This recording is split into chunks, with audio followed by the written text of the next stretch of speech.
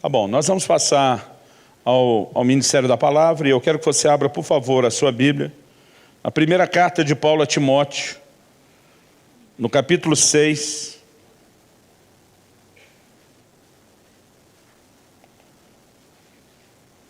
Primeira carta de Paulo a Timóteo, capítulo 6.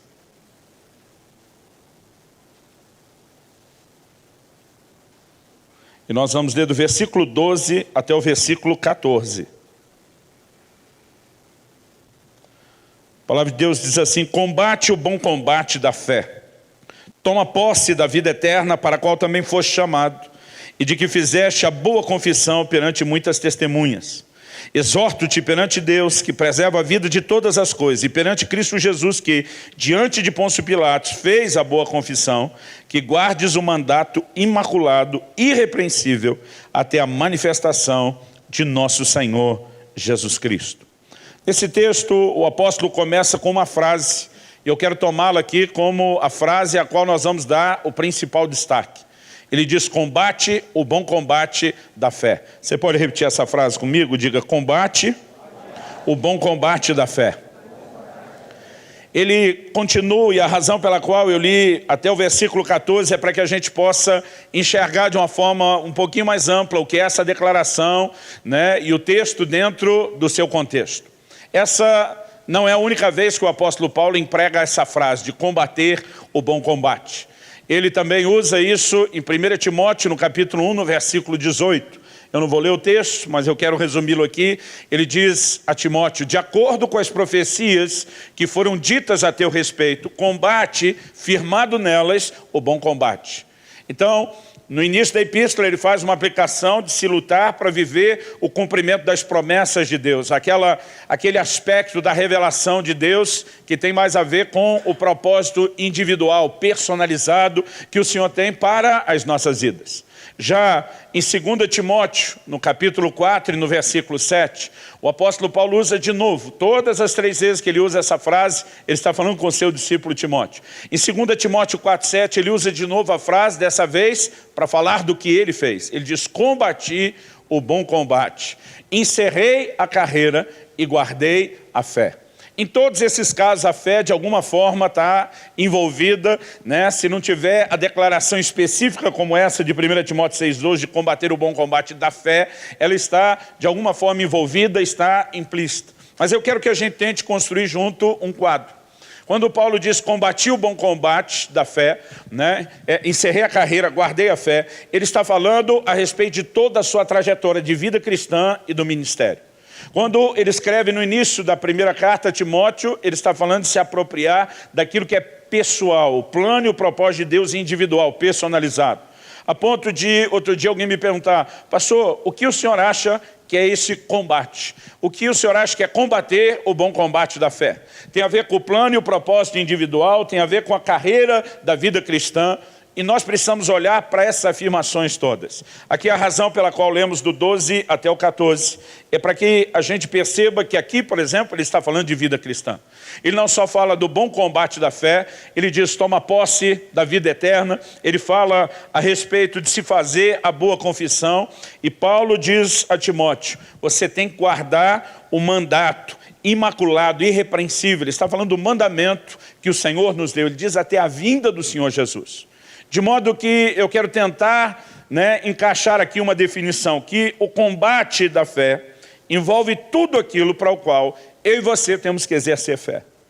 Pregamos há um tempo atrás aqui as etapas da vida cristã e falamos a importância de entender porta, caminho e alvo. Para se passar pela porta precisamos de fé, para se trilhar o caminho precisamos de fé. E a Bíblia diz em 1 de Pedro, capítulo 1, verso 9, para que alcanceis o fim, o objetivo final da vossa fé, que é a salvação das vossas almas. Até para se chegar no destino, temos que ter a perspectiva de que a plenitude, né, o clímax pelo qual nós estamos exercendo a fé vai se cumprir com a plenitude da redenção. Já que fomos chamados a viver por fé, e a Bíblia diz o justo viverá da fé, eu acredito que uma boa forma de definir o que envolve o combate da fé é tudo aquilo que na vida cristã se necessita ou se usa a fé. Então, é a caminhada cristã, é apropriar-se de uma promessa específica que Deus me fez, Tudo isso, né, onde eu e você precisamos exercer fé, envolve um combate. Na semana passada eu falei aqui sobre a responsabilidade de crer, que o justo viverá da fé, e a responsabilidade que cada um de nós tem de exercitar a fé, de fazer a sua fé crescer. E em algum momento ao longo da mensagem eu disse que nessa semana falaria, nesse domingo hoje, falaria a respeito do combate da fé. Por quê?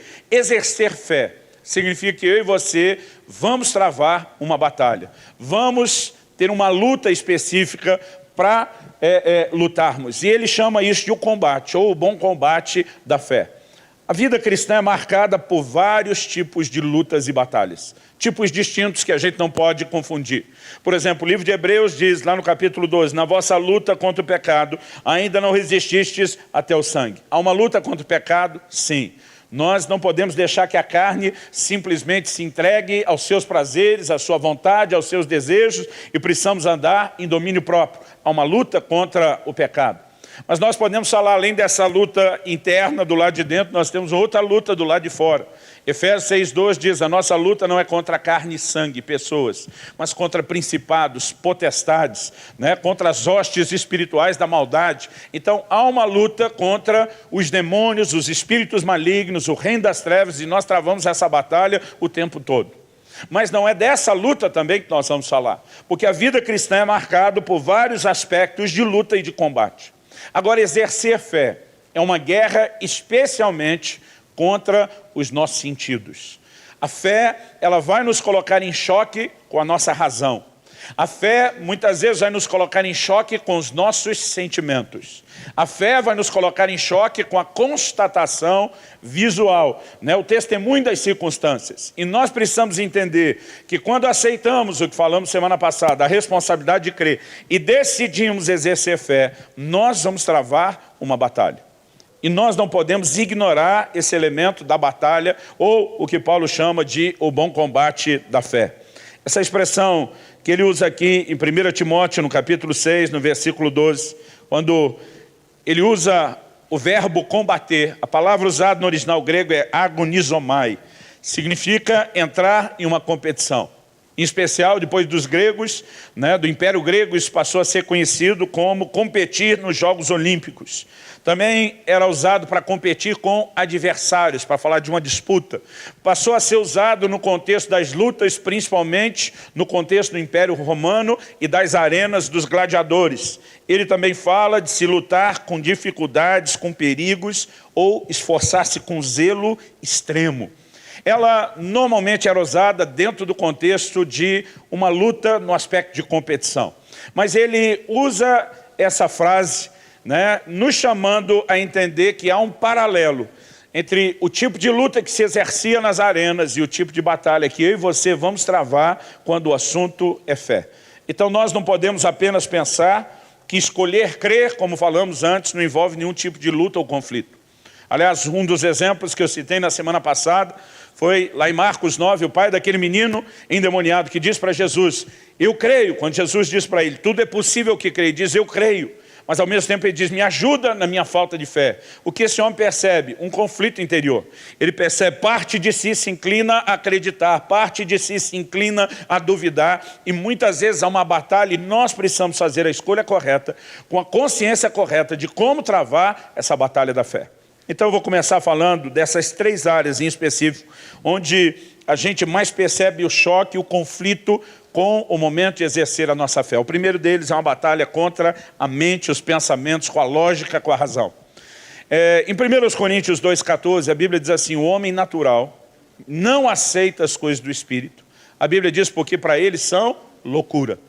Quando a Bíblia traduz, essa expressão que foi traduzida por homem natural, no original grego é o homem que seria talvez uma possibilidade de tradução, o homem psíquico, entregue ao seu psique, à sua mente, à sua razão. Ele não entende as coisas do Espírito, porque elas se discernem espiritualmente.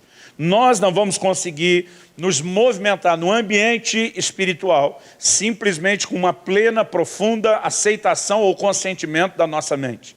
Exercer fé muitas vezes é uma batalha contra a própria razão, contra a própria lógica. Aliás, quando a Bíblia fala a respeito de Abraão, lá em Romanos 4, eu gosto muito do relato de Romanos 4, Porque no versículo 12 a Bíblia diz que nós temos que andar nas pegadas de fé de nosso pai Abraão. Esse exemplo das pegadas está falando que ele andou de tal forma, ele deixou um rastro atrás de si, e eu e você temos que colocar o pezinho exatamente na pegada, né? A analogia está dizendo que temos que ter a mesma disposição, a mesma caminhada de fé que ele teve. E no versículo 14, no versículo 18, perdão, lá de Romanos 4, a Bíblia diz que Abraão, esperando contra a esperança, creu. Esperando contra a esperança. Se você puder, abre nesse texto, porque ele fala muito do que é esse combate da fé, que muitas vezes nos passa desapercebido. Alguns de nós estamos tentando exercer um tipo de fé que ela é um pouco utópica, distante daquilo que é a realidade desse conflito e dessa batalha que nós enxergamos na palavra de Deus. Por exemplo, no verso 18 de Romanos 4, a Bíblia diz: Abraão, esperando contra a esperança, creu, para vir a ser pai de muitas nações, segundo lhe fora dito, assim será a tua descendência. 19. E sem enfraquecer na fé, embora levasse em conta o seu próprio corpo amortecido, sendo já de 100 anos e a idade avançada de Sara, não duvidou por incredulidade da promessa de Deus, mas pela fé se fortaleceu, dando glória a Deus, estando plenamente convicto de que ele era poderoso para cumprir o que prometera. A Bíblia diz, creu, né? Esperando contra a esperança, creu. O que a palavra de Deus está querendo dizer? Deus fez uma promessa a Abraão, dizendo, eu vou te dar um filho. Sara, a esposa de Abraão, era estéril, ela não podia ter filho. Para isso era necessário um milagre. Mas ao longo daquela espera, debaixo da palavra de Deus, Abraão e Sara tentam funcionar na medida da lógica e da razão. Tem um certo momento que eu fico tentando imaginar qual foi a conversa do casal. Talvez Sara tenha dito para Abraão, olha, será que nós não estamos espiritualizando muito? Será que não existe um caminho mais simples e fácil de aquilo que Deus falou e prometeu se cumprir? E de repente surge ali uma sugestão. A sugestão era, de acordo com os costumes desses povos antigos do Oriente, se uma escrava concebesse diante dos olhos da sua senhora, o filho era considerado da sua senhora e não dela. Até porque nesse tipo de cultura o escravo não era nem considerado pessoa, ele era considerado um objeto. Então os dois chegam à conclusão, talvez a gente possa tentar fazer isso através de Agar. E geram um filho chamado Ismael. Para depois Abraão ouvir Deus dizer, isso não tem nada a ver com o meu plano, com o meu propósito, nem com a minha promessa. O filho da promessa virá através de Sara. Agora, enquanto ele ainda está racionalizando, tentando achar uma forma de as coisas se ajustarem ao padrão da lógica, da razão, pelo menos Abraão ainda tem condições de gerar um filho. E ele fez isso. Agora, a Bíblia diz que aos 100 anos de idade, ele teve que levar em conta o seu próprio corpo amortecido. Quando chega a idade de ser o pai de Isaac, ele já não tem mais idade, nem condições físicas de procriar. Então agora o milagre não é mais só para Sara, que foi estéril. Os dois, já de idade avançada, precisam de um outro milagre, além de superar a esterilidade que estava lá desde a juventude. E aquilo pelo qual eles precisaram crer, confrontava toda a lógica, toda a razão que pudesse se exercer. Nós precisamos entender que exercer a fé nem sempre significa encontrar algo compatível com a lógica, com a razão. Mas precisa ser da nossa parte um posicionamento firme em cima de uma promessa. A Bíblia diz, ele não enfraqueceu na fé, porque alguns, quando começam a pensar demais, enfraquecem na fé. A Bíblia diz, ele se fortaleceu como? Dando glória a Deus, estando convicto de uma coisa, ele é poderoso para cumprir o que prometeu.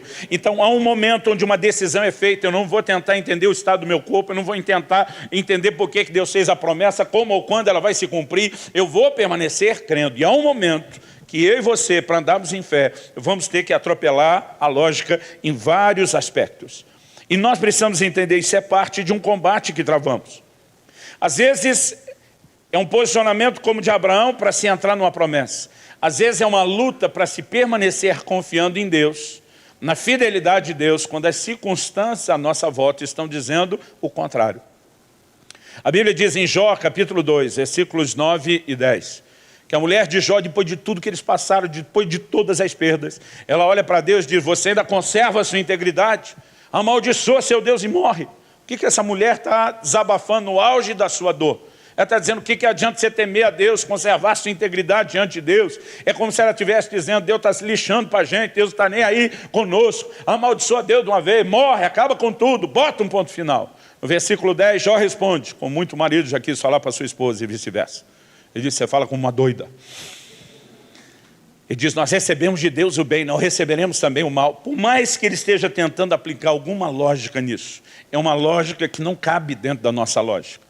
Mas lá no fundo tem algo que ajuda Jó a não se deixar vencer pela mesma lógica de abandono que a sua esposa está aplicando. É quando ele diz, eu sei que o meu Redentor vive, ele há de se levantar sobre a terra, porque esse posicionamento de fé, querido, é maior do que a força do raciocínio. E nós precisamos reconhecer que nós vamos batalhar com esse tipo de pensamento. Eu me recordo muito bem o tipo de luta que eu passei a ter depois de agosto de 93, quando tive um acidente de carro. Já compartilhei isso em outras ocasiões. As pessoas chegavam para mim e diziam, você está vivo, é um milagre. Eu vi isso, né, dos médicos que me atenderam, dos enfermeiros que me socorreram no hospital, eu vi isso de muita gente. Mas em vez de celebrar com gratidão, com alegria, o milagre da vida, Deus ter me preservado, eu ficava o tempo todo em conflito. Eu dizia para Deus, milagre por milagre, já que o Senhor ia operar um, não podia ter arrumado o carro lá em cima na estrada, em vez de deixar ele cair na ribanceira, para depois dizer, eu te guardei, hein? Então dentro de mim, naquele momento, é como se eu não conseguisse mais enxergar o que Deus fez. Eu me concentrava naquilo que aparentemente Ele não fez. Eu dizia, Deus, cadê você quando eu mais preciso de você? Eu estou dando minha vida por você, pelo reino, em prol das pessoas. Na hora que eu mais precisei de você, onde você estava? E nós podemos ser levados a um lugar onde há um conflito gigantesco entre a forma de pensarmos e aquele nível de confiança que eu e você precisamos exercer no Deus. O mesmo Deus que através de Jeremias diz, eu é que sei os pensamentos que tenho acerca de vós. São planos de bem, não de mal, para vos dar um futuro, uma esperança. A única coisa, querido, que vai manter eu e você em circunstância adversa, no estado de confiança, sem questionar o amor, a fidelidade e a justiça de Deus, é a fé. A fé se apoia no caráter de Deus, na revelação de quem Ele é. Eu gosto de quando Paulo no Novo Testamento diz, eu sei em quem tenho crido. Ele não está dizendo eu sei no que eu estou crendo. Eu e você não estamos crendo apenas numa coisa, nós estamos crendo numa pessoa. E eu e você precisamos entender que essa pessoa não falha. A fé se apoia no caráter de Deus, num Deus que está acima de qualquer suspeita. Agora, há uma batalha com a razão. Dizer que você vai encontrar crentes, mesmo aqueles que possam ser classificados entre os mais bem-sucedidos na fé, no ministério, que nunca tiveram conflito, que nunca tiveram desânimo, que nunca tiveram vontade de desistir, conversa. Todos nós vamos enfrentar esse tipo de batalha. Agora, a guerra não é só contra a lógica, contra os pensamentos. Ela também é uma guerra contra os sentimentos. Eu citei na semana passada, Marcos 5,36, onde Jesus diz para Jairo, o chefe da sinagoga, que pede que Jesus vá curar sua filha que está enferma. Jesus diz, eu vou curá-la. Mas ele demorou atendendo outras pessoas. Alguém chega para Jairo e diz, não incomoda mais o mestre. Tua filha morreu. Nesse momento, Jesus vira para Jairo e diz, não temas, crê somente. Sabe o que Jesus está dizendo? A fé tem que ser pura. Não deixe ela ser misturada por sentimentos como o sentimento do medo. Essas duas coisas que não são compatíveis. Agora, é fácil diante das circunstâncias eu e você nos assustarmos. É fácil diante das circunstâncias eu e você nos apavorarmos. Talvez seja essa a razão pela qual Deus que quer inspirar a minha e a sua fé fale tanto nas Escrituras sobre não ter medo. Mas o sentimento que pode se misturar, aquilo que Deus quer que eu e você façamos muito bem, que é o combate da fé. O sentimento contra o qual nós temos que lutar não é só medo. O medo vai estar sempre muito evidente. Deus olha para Josué e diz, não temas, não te espantes. Como fui com Moisés, serei contigo. O que é que Deus está dizendo? Não se deixe assustar. Em Mateus, no capítulo 14, no verso 30, essa também citei semana passada, o apóstolo Pedro caminha sobre as águas.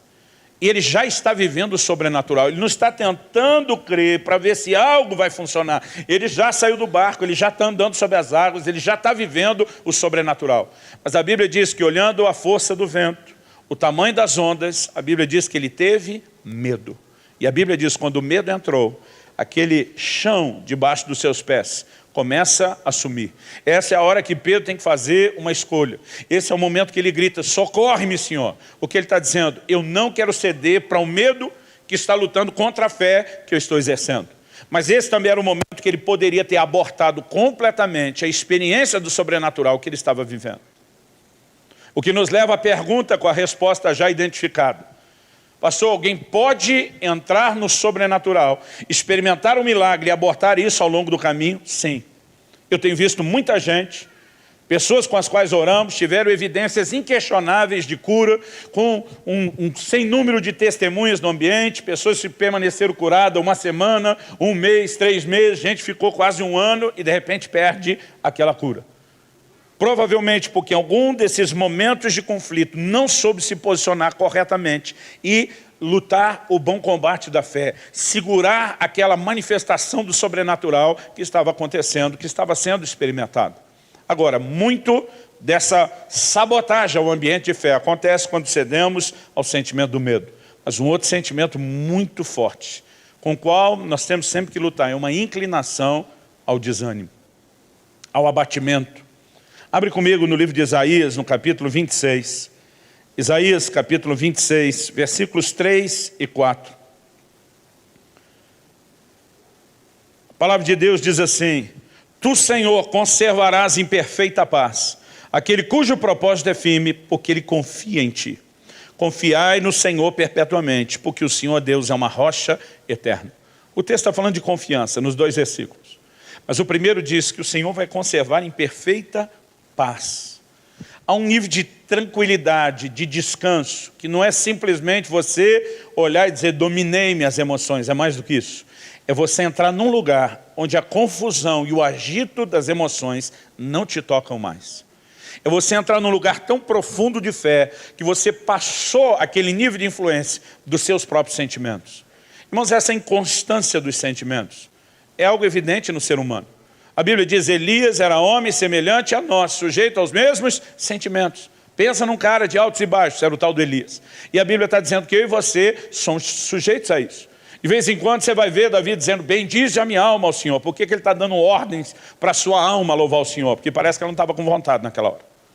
É quase como se ele dissesse, eu assumo as rédeas, eu não deixo o sentimento me guiar para um lugar distante de Deus. Pelo contrário, eu tomo as rédeas do sentimento para vir e entrar na presença de Deus. Agora, mais do que apenas dominar, é quando eu e você conseguimos ir além dessa confusão, desse agito das emoções.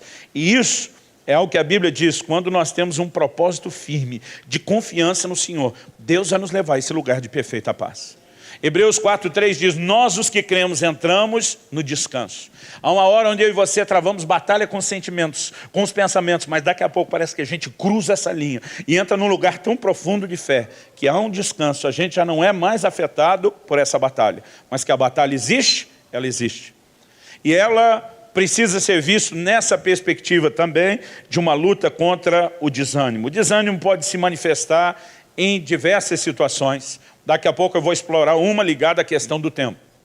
Mas antes de falar nisso, eu me lembro, e eu gosto de olhar para trás, e há algumas experiências que elas marcam a vida da gente. Eu tenho experiências que para mim foram parte da descoberta do que é a fé, de como funcionar na fé, e essas experiências não só me levaram a entender isso, como elas acabam se tornando para mim, talvez as melhores ilustrações para explicar e ensinar a fé da forma como eu mesmo aprendi. E eu me lembro de uma situação específica que Deus me fez entender essa luta que nós podemos ter contra o desânimo. Eu comecei a passar muito mal, isso foi mais ou menos lá pelos idos do ano 2000. Comecei a passar muito mal durante uma semana. E eu lembro que eu reclamei, me queixei para alguém que estava perto, rapaz, estou com isso. À medida que comecei a falar, esse camarada começou a me fazer um monte de perguntas e foi anotando. Falei, o que você está fazendo? Ele falou, Luciano, tirando as coisas que você disse que não está, só das que você está, você tem na minha lista 13 sintomas de malária. E quem estava me falando isso, um amigo nosso, que foi missionário muitos anos na África e sofreu muito com malária. Ele disse, você já tem 13 dos sintomas da malária. O curioso é que antes de estar passando mal, eu estive em 2 focos de malária nos meses anteriores.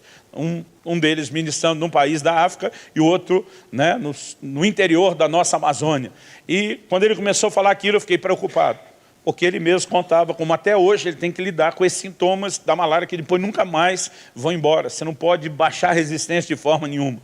Mas, enquanto isso, procurei médico, fiz alguns exames, enquanto a gente está naquela ansiedade de tentar descobrir o que era. Antes do laboratório retornar do exame, eu acordei uma manhã com todas as evidências de que aquilo era, na verdade, uma hepatite. Como as duas situações, hepatite e a malária, atacam o fígado, muitos sintomas eram parecidos. Eu confesso, quando a maioria fica preocupada, que eu fiquei até aliviado, pensando em hepatite, dá uma vez, né? Mas não vai ficar retornando como a malária. Eu fiquei até aliviado. Até o médico que me acompanhou, o mesmo médico da igreja que eu citei na semana passada, me dizer o que seria o tratamento durante a hepatite. Eu falei, qual o tratamento? Ele falou, pastor, na verdade não tem remédio. Nós não temos nada para reverter o quadro de forma imediata, não existe uma cura que aconteça, né, rapidamente. Ele diz, o único tratamento se chama repouso. Eu falei, repouso? Ele diz, repouso e muito repouso. Ele falou, pastor, estou disposto a pegar uma autorização da sua esposa e vir com a polícia, te prender, te internar na marra se o senhor não for parar.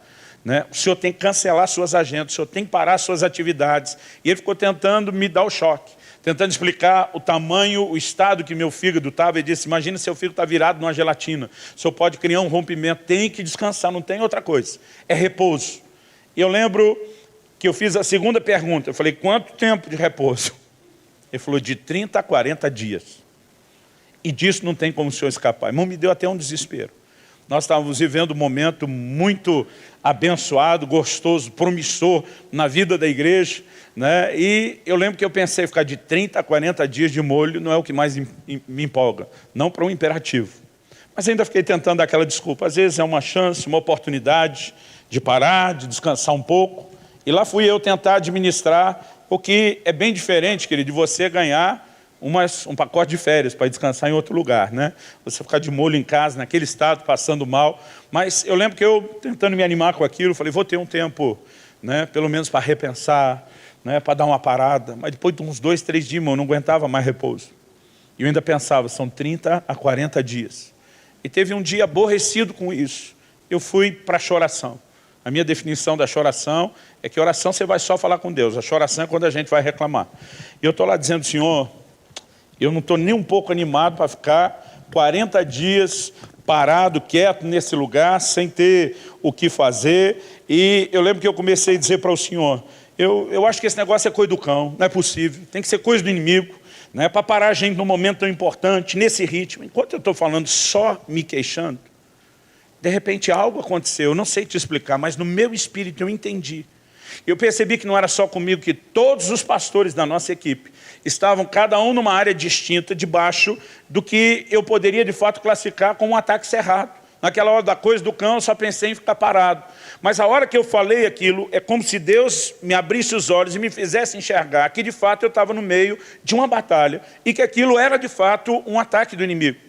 E deixa eu te dizer, a hora que eu percebi isso, eu saí da choração que eu estava, da reclamação, da murmuração com Deus, para um estado onde aquilo me veio como uma afronta. Eu falei, eu não vou me dobrar, eu não vou me curvar a essa situação, e eu não vou ficar 30, 40 dias de molho em casa. Eu lembro que o médico tinha me dito a mesma frase que eu falei da semana passada, do caso das costas aqui. Ele disse, pastor, a menos que o senhor apareça com uma daquelas histórias, o senhor conta no púlpito, né? Não há o que possa ser feito. E naquele momento falei, pois eu vou ter meu posicionamento de fé. Eu decido crer. E minha decisão na hora foi, eu vou ficar confessando todos os textos da palavra de Deus. Né? Há um momento, querido, onde eu e você temos que decidir se a gente vai enfraquecer na fé ou se vai se fortalecer.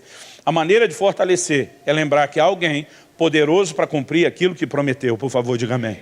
Então, naquela hora, eu falei, vou pegar esses textos, são as promessas, é o que alimenta a minha fé, e eu comecei a declarar sem parar, um versículo de cura atrás do outro.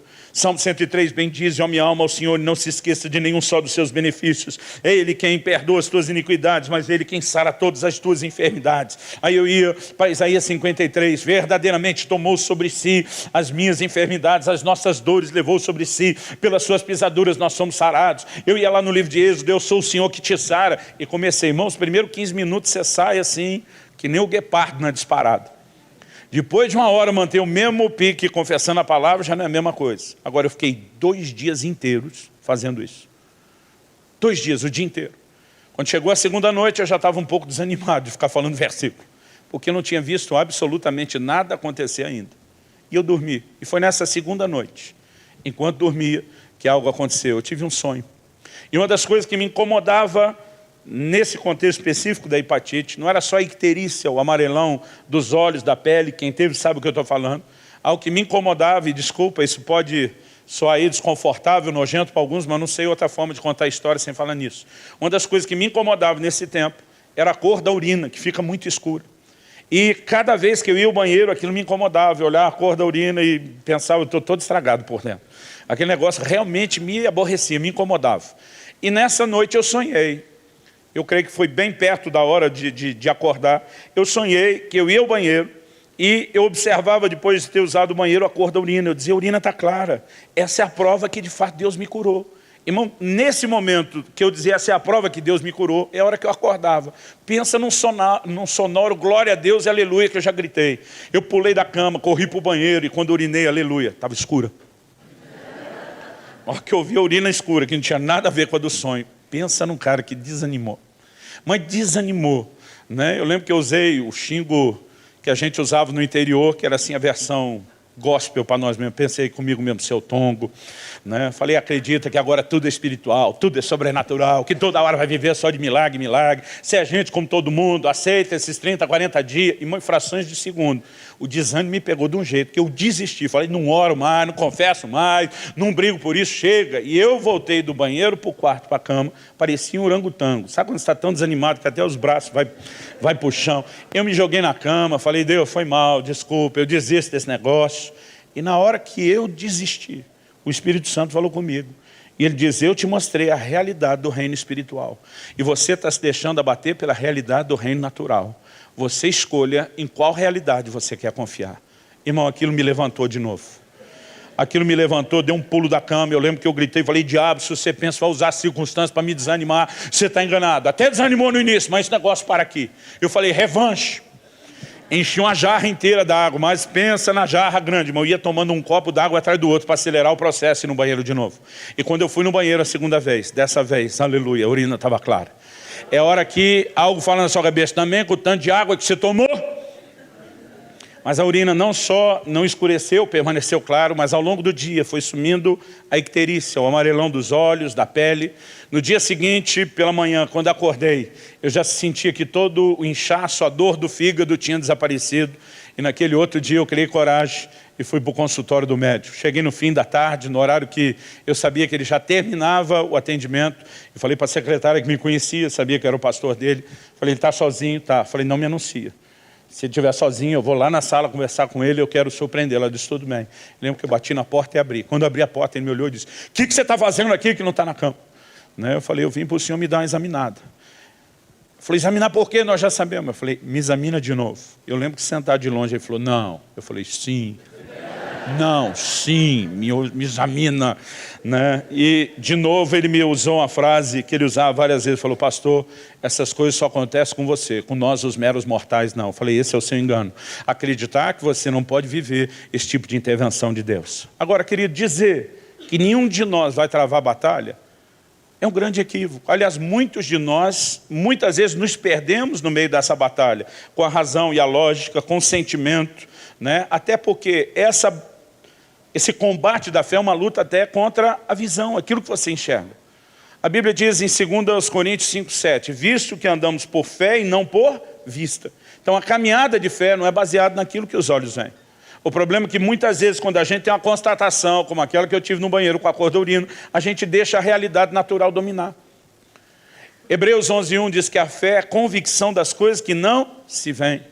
Em 2 Coríntios 4:18, Paulo diz, atentando nós, não nas coisas que se veem, mas nas que não se veem. Há um lugar onde eu e você nos posicionamos em fé e a gente começa a enxergar, não aquilo que o olho natural está enxergando nas circunstâncias. A gente começa a enxergar o cumprimento, a materialização da promessa, do Deus que não pode mentir, do Deus que é fiel à sua palavra, do Deus que vela sobre a sua palavra para fazê-la cumprir. E nessa batalha nós vamos ter que decidir onde vamos nos apoiar. Quando eu falo da luta contra aquilo que se vê, eu me lembro que um dos maiores testes que eu tive para entender esse aspecto foi mais ou menos nessa mesma época da hepatite, não foi muito distante o período de tempo. Eu recebi um convite para pregar um fim de semana numa determinada igreja em outro lugar. Eu sabia, isso é praxe entre as igrejas, a gente também aqui não traz ninguém e deixa a pessoa vir nos servir bancando suas despesas. É lógico que nós vamos fazer isso. A Bíblia diz, ninguém vai à guerra à própria custa. Eu sabia que quando eu chegasse lá, os irmãos também iam ressarcir a minha despesa. O que eu não tive coragem de dizer para eles, quando fechei o convite, né, e foi se aproximando a data, eu não tinha coragem de dizer para eles que eu não tinha dinheiro para ir. Kelly e eu, nós estávamos numa reforma de uma casa que entramos, irmão, pensa, tudo que pudesse, né, apertar o cinto, economizar, tudo que pudesse fazer, a gente tinha feito e mais um pouco. E naquela semana eu não tinha dinheiro para gasolina, não tinha dinheiro para o pedágio, eu não tinha como ir. Eu não tinha coragem de ligar para aqueles irmãos, eu não tinha coragem de simplesmente contar para os outros, olha, tem uma viagem e tem que pedir algo. E eu lembro que eu falei para minha esposa, eu falei, olha, pode ser parte da coisa orgulho, mas eu estou indo fazer a obra de Deus, eu tenho que pedir ajuda para Deus e não é para os outros. E eu falei para minha esposa, eu quero que você creia comigo, nós vamos ficar orando e acreditando que a provisão para a viagem vai chegar. E a gente não vai falar para ninguém, nós vamos esperar Deus fazer isso. E os dias foram passando, minha esposa dizia, e aí, aconteceu alguma coisa? Eu falei, ainda não. E eu lembro que entre a segunda e a terça-feira eu falei para ela, olha, eu vou esperar até quinta-feira na hora do almoço. Eu não me lembro agora se eu ia viajar na quinta-noite ou na sexta de manhã. Mas eu falei, vou esperar até a quinta-feira na hora do almoço. Se o recurso não chegar através de alguém que tem contato físico, que a gente conheça, então o que eu vou fazer depois desse almoço da quinta, eu vou sair de casa, eu vou ficar plantado do lado do caixa eletrônico, esperando que uma provisão entre na conta corrente e eu saque. Então esse é meu acordo de fé com Deus. Até quinta ele pode usar alguém. Se até a quinta não usar alguém, eu me mando para o caixa eletrônico esperando que algo aconteça do lado de lá. E eu lembro que na terça-feira, que ali ia ir, nada. Na quarta-feira ia ir, nada. Quinta, quando cheguei para o almoço, e aí? Falei, ainda não. Ela disse, o que você vai fazer? Eu falei, vou fazer o que eu decidi. Eu vou te deixar na escola. Né? Ela trabalhava à tarde. Falei, eu vou te deixar na escola e eu vou ficar plantado naquele caixa eletrônico. E eu lembro que eu cheguei mais ou menos por volta de 1h30 e tirei o saldo, zerado. Eu sei que hoje em dia a gente só de estar zerado já é prosperidade, né, irmão? Só de não estar devendo. Mas aquilo não me resolvia o problema. Eu não tinha limite de cheque, não tinha cartão de crédito. Pensa, irmão, em alguém que estava com as finanças justinha para não se exceder em momento nenhum. Eu não tinha nenhum tipo de crédito, então eu não tinha como sacar nada. Isso era mais ou menos 1h30. A hora que eu olhei, o primeiro saldo impresso, né, estava lá zerado. Falei para Deus, vou resolver uns negócios ali e já volto. Vou te dar mais meia hora, eu já volto. Resolvi o que tinha que resolver, voltei ali perto das 2, zerado. Falei para Deus, tem só umas coisinhas ali para resolver, eu já volto. Voltei 2h30, tirei o saldo zerado. Depois das 2h30, eu acho que eu já não fui a lugar nenhum. Aí eu comecei a tirar saldo, zerado. Eu ficava orando, falando em línguas, confessando a provisão de Deus. E um saldo atrás do outro. Perto das 3, passa um funcionário. E eu chamei ele perto do caixa e falei, só me tira uma dúvida, eu pago para ficar tirando esse saldo? Eu pensei, se tiver taxa eu vou me enrolar. Ele falou, não, saldo não, só vai pagar se for extrato. Aí ele me faz a pergunta que eu não esperava. Ele diz, por que você está tirando tanto saldo? Eu falei, não, estou esperando um dinheiro entrar para eu sacar e resolver algo que eu preciso. Aí ele olha e faz a pergunta que eu não queria, mas de onde vem o dinheiro? Eu penso, encherido. Lá é da sua conta, mas eu pensei, como é que eu respondo isso? Não sei, estou orando aqui, esperando o milagre acontecer.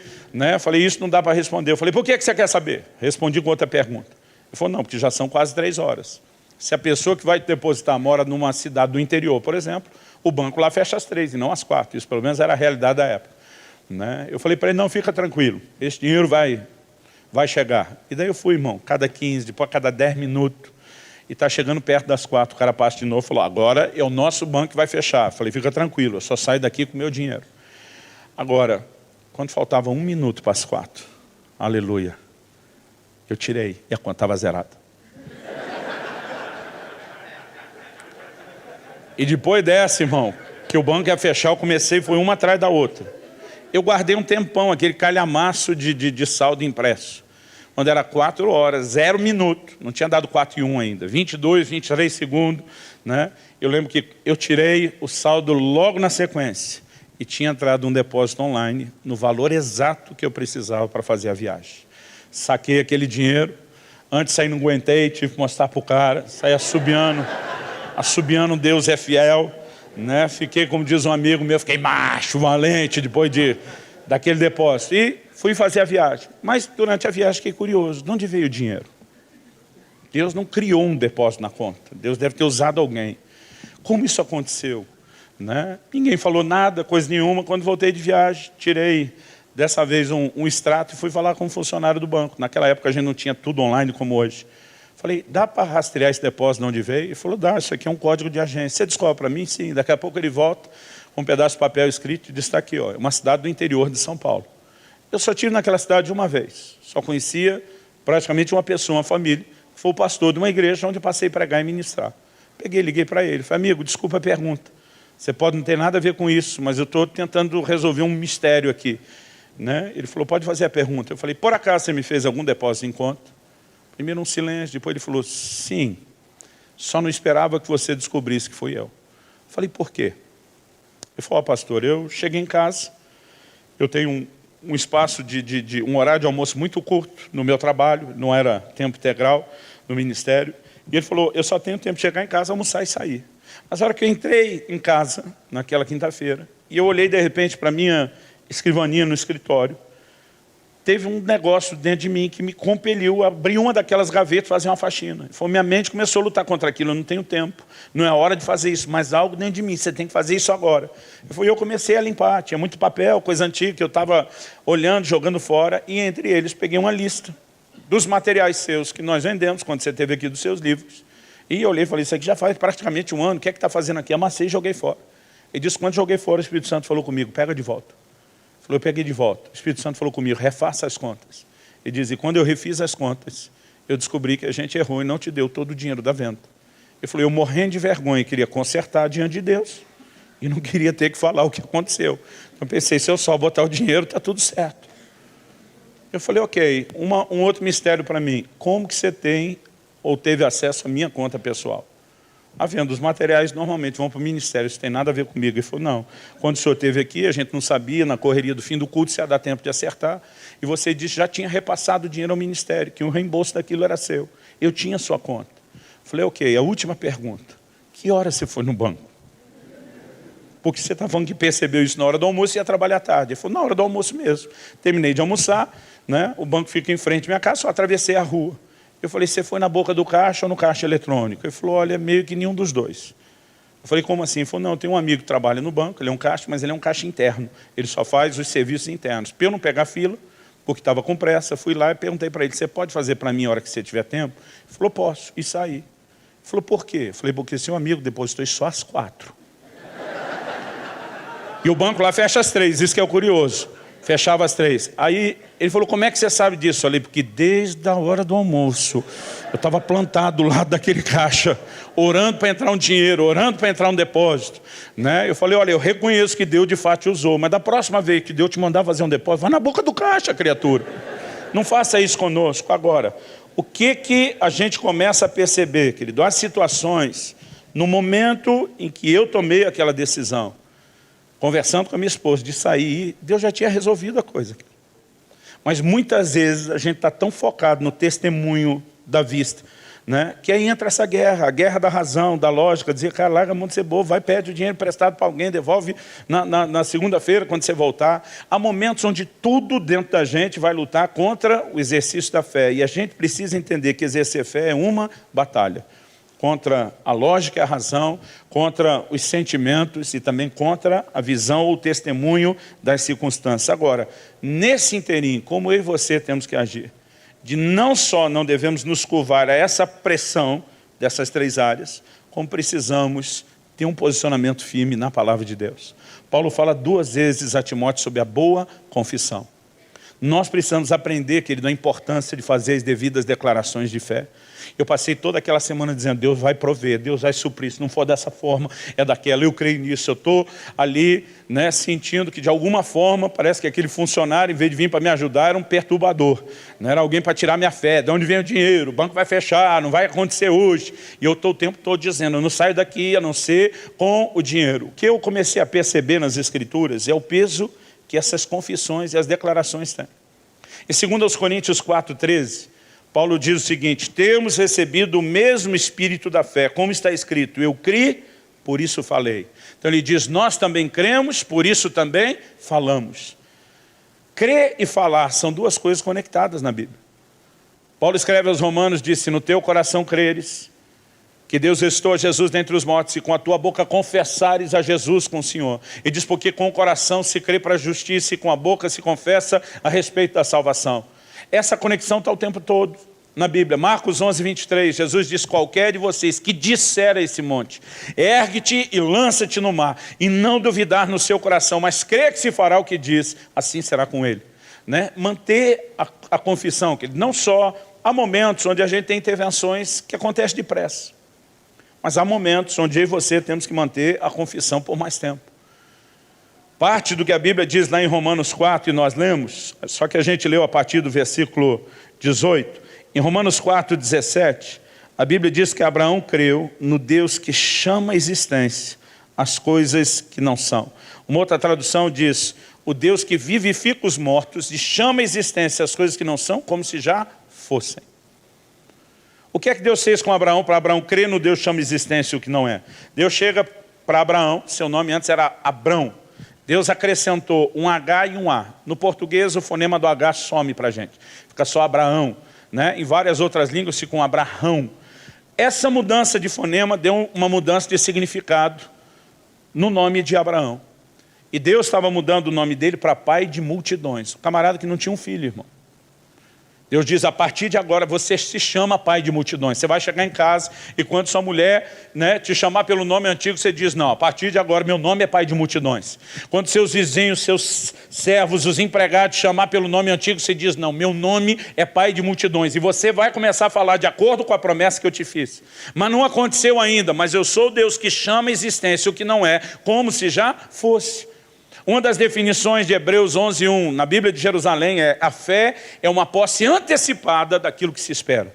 É quando eu e você nos apropriamos de algo que ainda não temos. Quando Paulo diz a Timóteo, toma posse da vida eterna. Ele está falando de algo que nos aguarda no futuro e diz, mas se apropria, torna o dono, vira o dono disso desde já. E a boa confissão é falar de acordo com isso. Aliás, Paulo usa como exemplo, em 1 Timóteo 6, o nosso texto base, ele fala de Jesus, que diante de Pôncio Pilatos fez a boa confissão. Pilatos olha para Jesus e pergunta, você é rei? Jesus responde, eu para isso nasci e vim ao mundo. Ele está sendo julgado diante de Pôncio Pilatos como criminoso. Não tem o reconhecimento nem do Império Romano para reinar, nem dos judeus para apoiá-lo. Não tem absolutamente nada no reino natural que sustente isso, mas ele está falando de acordo com as realidades do reino espiritual. Eu para isso nasci e vim ao mundo. Eu sou rei sim. Né? A boa confissão, querido, não é você simplesmente olhar o que as circunstâncias estão dizendo e dizer, eu me acomodo com isso. É você entender a realidade espiritual, é você entender a palavra de Deus, a promessa de Deus e dizer, eu falo de acordo com aquilo que Deus falou. E nós precisamos entender nessa hora o peso que a confissão, a boa confissão tem, de declararmos a palavra de Deus, aonde nós nos posicionamos a crer. Mas há um terceiro aspecto, e nesse aqui eu encerro.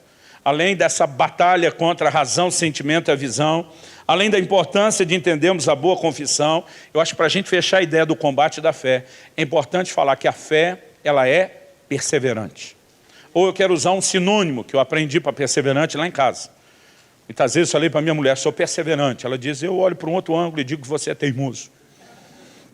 Então eu passei a descobrir no dicionário caseiro nosso que há uma semelhança entre perseverança e teimosia. Né? Eu quero que você pense nessa teimosia, daquela coisa de dizer, eu não desisto. A Bíblia diz em Hebreus 6,12, que nós devemos nos tornar imitadores daqueles que pela fé e perseverança herdam as promessas. Um dos exemplos dados é que Abraão, depois de crer e esperar com paciência, herdou a promessa.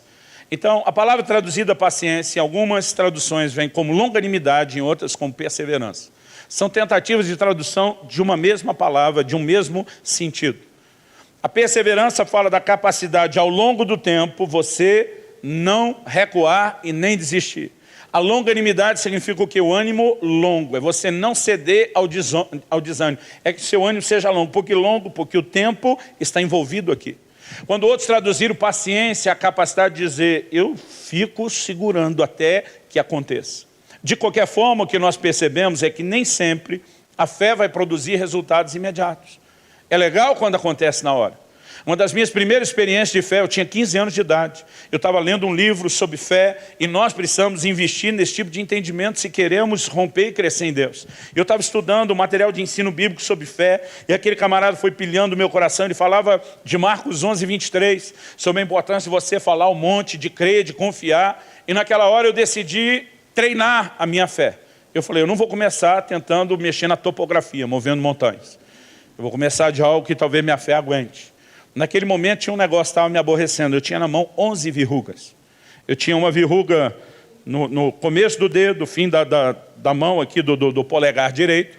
que um amigo meu apelidou ela da verruga mãe. Ele disse que eu ficava mordendo ela, e quando eu mordia a ponta dos dedos, eu não sei se isso é cientificamente comprovado, mas eu não vi outra razão, porque eu nunca tive aquilo, e elas apareceram assim.